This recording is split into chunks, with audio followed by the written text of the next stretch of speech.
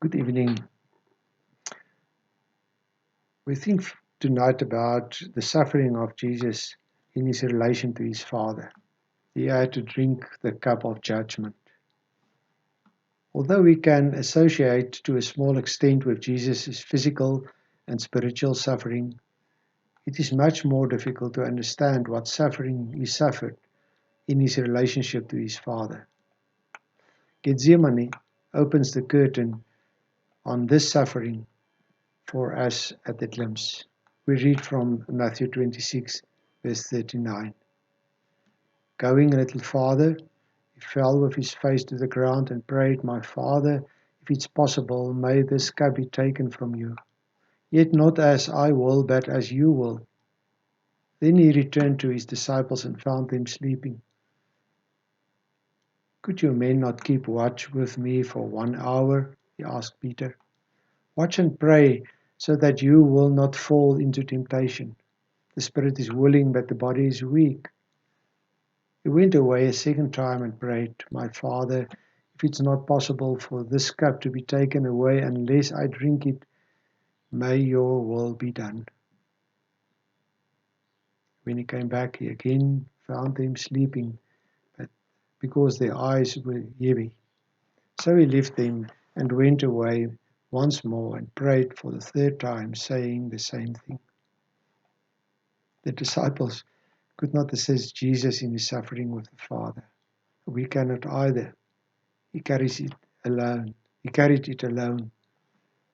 This was totally unique. For us, as we reflect on suffering of Christ, it is important to constantly remember that the deepest dimension of his suffering lies precisely in the fact that he carried out the will of the Father. His Father was involved in his suffering, even if it were people who were doing it to him. It is much more than what was happening in those streets and outside Jerusalem during those 3 days. It was about much more than what Judas and Peter and the other disciples and the Jewish council and Pilate and his soldiers did to Jesus. It was about Jesus purposefully drinking the cup of suffering that his Father prepared for him. In Gethsemane, in a perfect threefold prayer with the Father, he took this cup in his hands and began to drink it sip by sip. Drinking from a cup had a symbolic meaning that you fully participate and partake of what is contained in the cup. You take it in like when you take wine or water out of a cup and it becomes part of you. The symbolic drinking of a cup is used in the Bible sometimes positively, sometimes negatively. In a way you can share in the cup of thanksgiving, the cup of care from Psalm 23, or the cup of joy. However, there is also talk of a cup of wrath of God, of the cup of punishment of God. And when Jesus took this cup of suffering, all these negative things were included in it. In his cup were a mixture of God's wrath, his curse, his punishment, his judgment. And to drink it all. Every piece of physical suffering was suffering that the Father brought upon him. Every piece of spiritual suffering was suffering that the Father brought upon him.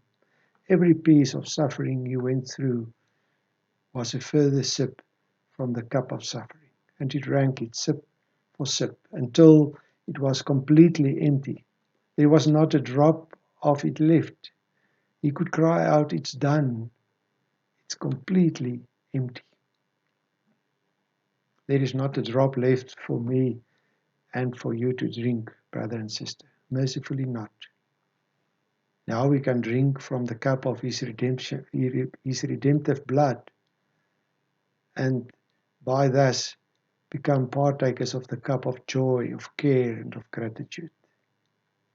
Because the cup of suffering has not passed from Jesus, but has been completely emptied by him, we may now say, "Father, Never let the cup of Christ pass us by. Let's drink from it. And this because your will has been done. Good night.